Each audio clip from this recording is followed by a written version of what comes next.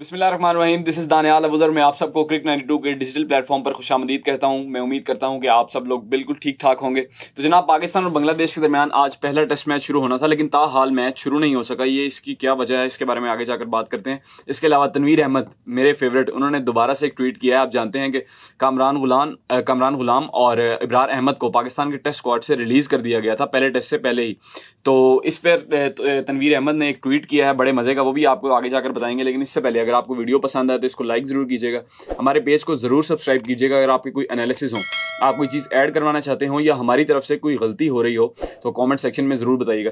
अच्छा जनाब, आज 21 तारीख है और पाकिस्तान बांग्लादेश के दरमियान पहला टेस्ट मैच शुरू होना था, लेकिन चूंकि पिंडी इस्लामाबाद में बहुत बारिशें हो रही हैं पिछले 5-10 दिनों से, तो रात को भी बारिश हुई तो अभी तक मैच शुरू नहीं हो सका। लेकिन रिपोर्ट्स ये हैं कि 11 बजे ग्राउंड स्टाफ जो है वो दोबारा से इंस्पेक्शन करेगा अंपायर्स के हमरा, तो उसमें डिसाइड होगा कि मैच कितने बजे स्टार्ट होता है। लेकिन मेरा ख्याल है कि लंच तक चला ही जाएगा, क्योंकि रात बहुत बारिश हुई थी, तो लंच के बाद ही मैच शुरू होगा।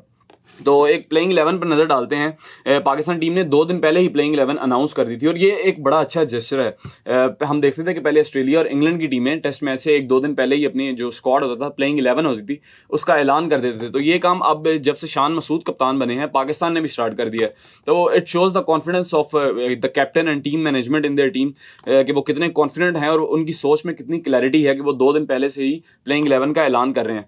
तो जनाब, ओपनिंग पेयर में अब्दुल्ला शफीक और साइम अयूब का रखा गया है। अब्दुल्ला शफीक तो एक परमानेंट मेंबर हैं टेस्ट स्क्वाड के, उन्होंने बड़ा परफॉर्म किया है। इसके अलावा साइम अयूब, जिनको ऑस्ट्रेलिया में चांस दिया गया था, इस साल की शुरू में जो ऑस्ट्रेलिया में सीरीज हुई थी उसमें साइम अयूब को आखिरी टेस्ट मैच में चांस दिया गया था। पहली इनिंग में तो वो जल्दी आउट हो गए थे, लेकिन दूसरी इनिंग में उन्होंने एक अच्छी इंटेंट दिखाई थी। तो शान मसूद ने भी यही अपनी प्रेस कॉन्फ्रेंस में कहा कि अगर एक प्लेयर को आप टीम में लाते हैं, और होना भी ऐसे ही चाहिए कि उसको फिर पूरा चांस दिया जाए, उसको अपनी प्रॉपर इंटेंट शो करने का मौका दिया जाए, उसको एक पूरा कॉन्फिडेंस दिया जाए। तो साइम अयूब को रिटेन किया गया है। मोहम्मद हुरैरा पहले टेस्ट मैच में अपनी जगह नहीं बना सके। अच्छा, मोहम्मद हुरैरा को इससे पहले श्रीलंका की सीरीज में भी रखा गया था, जो कि पिछले साल हुई थी। 2 टेस्ट मैचेस की सीरीज थी जो कि पाकिस्तान जीत गया था, लेकिन वहां भी मोहम्मद हुरैरा को चांस नहीं मिला था प्लेइंग 11 में। इसके अलावा जनाब, शान मसूद हैं, बाबर आजम, सऊद शकील, मोहम्मद रिजवान, सरफराज को नहीं खिलाया गया। पिछले जितने भी टेस्ट मैचेस थे, जो पिछला सीजन था पाकिस्तान का, उसमें सरफराज खेले थे, लेकिन इस बार रिजवान को मौका दिया गया। इसके अलावा सलमान अली आगा, जो कि बैटिंग में भी उन्होंने बहुत लोअर ऑर्डर में परफॉर्म किया। इसके अलावा ऑफ स्पिनर भी हैं, और चूंकि पाकिस्तान ने 4 फास्ट बॉलर इस मैच में खिलाए हैं, शाहीन शाह, नसीम शाह, खुरम शहजाद और Mohammad Ali. All pace attack से पाकिस्तान गया है, चूंकि इस्लामाबाद में क्लाउडी सिचुएशन है, और इसके अलावा पिच भी जो वो ग्रासी विकेट रखा गया है पिंडी का, तो ऑल पेस अटैक से पाकिस्तान इस मैच में उतर रहा है। तो इसीलिए सलमान अली आगा का होना बहुत ज़रूरी था, क्योंकि फास्ट बॉलर्स जब थक जाते हैं या इसके अलावा आप ओवर रेट में पीछे जा रहे हो, तो वहाँ एक स्पिनर का होना ज़रूरी है, ताकि वो आप ओवर रेट के साथ मैच कर जाएँ, आप लेट ना हो। तो जनाब, एक अच्छा स्क्वाड है मेरे ख्याल से। कॉम्बिनेशन ऐसे बनाया गया है कि सीनियर प्लेयर्स को भी रखा गया है, जूनियर्स को भी रखा गया है। लेट्स सी, आज से एक नया एरा पाकिस्तान क्रिकेट का स्टार्ट हो रहा है शान मसूद की कप्तानी में। तो देखते हैं Pakistan, we hope for the best.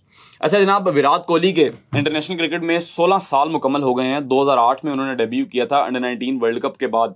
वो under 19 world cup winning captain भी हैं। उसके बाद उन्होंने अपना डेब्यू किया था श्रीलंका के खिलाफ। तो उस पर बहुत से प्लेयर्स ने उनको मुबारकबाद दी, जिसमें गौतम गंभीर, जो कि इंडिया के नए हेड कोच हैं, वो भी शामिल हैं। वो ट्विटर पर क्या लिखते हैं, उन्होंने लिखा कि when he made his debut in Sri Lanka and played his first ODI, I remember he had got out early. वो जल्दी आउट हो गए थे, but I knew that he would serve the country for a long time. And the way he was batting in the nets, he had so much talent.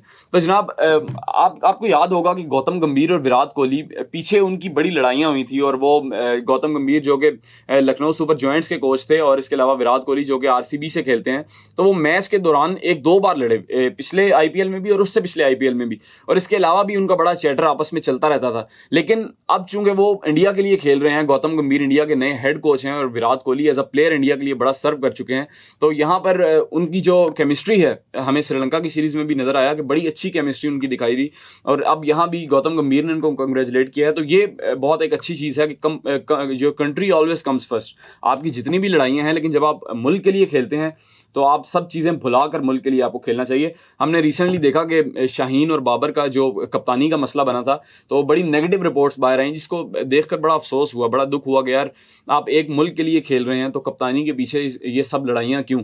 और ये भी है कि मीडिया बड़ा नेगेटिवली रिपोर्ट करता है इस चीज़ को। मे बी वो ऐसे ना ऐसे लड़े हों, उनके आपस में ऐसे कुछ ऐसे इख्तलाफात ना हों, लेकिन चूंकि मीडिया पर्सनस उसको रिपोर्ट करने के लिए बहुत नेगेटिव न्यूज़ आगे लाते हैं, तो उस वजह से भी एक बड़ा बुरा सा एटमॉस्फेयर कायम होता है टीम टीम के अंदर। खैर ये एक अच्छी बात है कि country should always come first. आप जब अपने मुल्क के लिए खेल रहे हैं तो आपको बिल्कुल हर चीज़ भूल कर, हर इख्तलाफ भूल कर आपको अपने मुल्क को रिप्रेजेंट करना चाहिए जितनी भी बेस्ट कैपेसिटी में आप कर सकते हैं।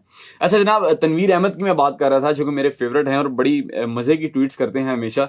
लहजा बड़ा गंदा होता है लेकिन बात हमेशा सच करते हैं। अच्छा जनाब, उन्होंने लिखा है, have you all seen Waqar Younis and the selection committee have removed Ibrar Ahmed and Kamran Ghulam from the test matches against Bangladesh. The remaining issue is that Waqar Younis will ruin Pakistan cricket. तो वो वकार यूनुस पर बिल्कुल चढ़ गए हैं तनवीर अहमद। उनको बड़ा गुस्सा है कि कामरान गुलाम और इब्रार अहमद को पहले टेस्ट मैच से क्यों रिलीज किया गया। अच्छा, इसकी वजह मैं आगे जाकर बताता हूँ कि उनको रिलीज किया क्यों गया। आगे लिखते हैं जनाब Tanveer Ahmed, there should be shame on this third class selection committee that has dropped Ibrar and Kamran Ghulam from the team. Where is this Waqar Younis who keeps portraying himself as a big legend. How have these two been dropped. ये इन दोनों को कैसे drop कर दिया गया। तो वकार यूनुस से उनका कोई ज़ाती मामला लगता है शायद, इस वजह से बड़ा बरसते हैं वकार यूनुस पे। अच्छा, तनवीर अहमद से बंदा यहाँ पर ये पूछे कि कामरान गुलाम को आप किधर खिलाएंगे। वो एक मिडिल ऑर्डर बैट्समैन है। अब ओपनिंग स्लॉट में आपके पास हुरैरा भी हैं, साइम भी हैं, अब्दुल्ला शफीक एक परमानेंट मेंबर हैं। आप इससे नीचे आते हैं तो शान मसूद हैं, बाबर आजम हैं, सऊद शकील जो कि नए वाइस कप्तान बने हैं। उसके बाद फिर विकेट कीपर आ जाते हैं, फिर सलमान अली आगा जिन्होंने बड़ा परफॉर्म किया है। तो आप किधर कामरान गुलाम को खिलाएंगे, ये भी सोचना चाहिए ना। आप कह तो रहे हैं कि उनको रिलीज क्यों किया गया। मेरे ख्याल में ये एक अच्छा डिसीजन है। वो क्यों? वो इसलिए कि आप बजाय इसके कामरान गुलाम को टेस्ट स्क्वाड के साथ रखें, उनका वक्त ज़ाया करें। बांग्लादेश एक ही टीम भी पाकिस्तान आई हुई है जो जहां 4 रोज़ा मैच हो रहा है इस्लामाबाद क्लब में पाकिस्तान शाहीन्स के साथ, तो उनको वहां भेज दिया गया ताकि वो वहां कप्तानी भी करें और उनका टाइम भी ना ज़ाया हो, वो उधर मैच खेल लें। बजाय इसके कि जैसे पहले पाकिस्तान क्रिकेट का एक अलमिया था कि आप टीम में प्लेयर को ऐड कर देते। जैसे मैंने आपको हुरैरा को बताया कि श्रीलंका की सीरीज में उसको ऐड कर दिया गया था लेकिन खिलाया नहीं गया, उसका टाइम ज़ाया किया गया, ना फर्स्ट क्लास वो खेल सकता था और पाकिस्तान 11 में भी उसकी जगह नहीं बन रही थी। तो ये एक अच्छा डिसीजन है कि आपने उन दोनों को रिलीज़ कर दिया। और इब्रार अहमद को रिलीज़ इसलिए किया गया क्योंकि पिंडी में आपने ग्रीन टॉप बनाया है, ग्रेसिव विकेट है, सीधी सी बात है। आप ऑल पेस अटैक के साथ गए हैं तो उन्होंने नहीं खिलाया वहां पर। लेकिन अच्छी चीज़ क्रिकेट मैनेजमेंट ने ये की है कि उनका टाइम नहीं ज़ाया किया, उनको पाकिस्तान शाहीन्स के स्क्वाड में फ़ौरन भेज दिया गया ताकि वो वहां अपना मैच खेल लें। तो मुझे नहीं समझ आती, पता नहीं तनवीर अहमद का क्या मसला है, उनकी कोई पर्सनल ग्रज है मैनेजमेंट कमेटी के साथ या पाकिस्तान क्रिकेट बोर्ड के साथ, या ये क्या चक्कर है। अच्छा जनाब, इसके अलावा इस्लामाबाद में पीसीबी के चेयरमैन मोहसिन नकवी ने कहा कि हम नया एक स्टेडियम बनाने जा रहे हैं, तो ये एक बड़ी अच्छी बात है। इसके अलावा परसों पीसीबी के चेयरमैन मोहसिन नकवी ने गजाफी स्टेडियम के बाहर एक प्रेस कॉन्फ्रेंस की थी। उनके साथ director domestic cricket Abdullah Khurram Niazi साहब भी थे।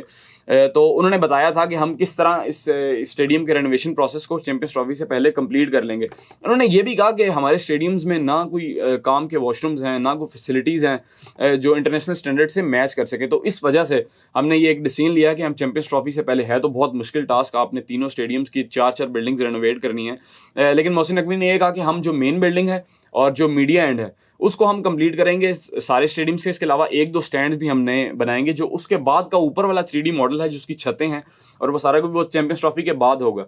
तो इससे ना एक तो बड़ी अच्छी बात है कि वो ये सोच रहे हैं, कोई बंदा ऐसा है जो पाकिस्तान में क्रिकेट की फैसिलिटीज़ को लेकर सोच रहा है।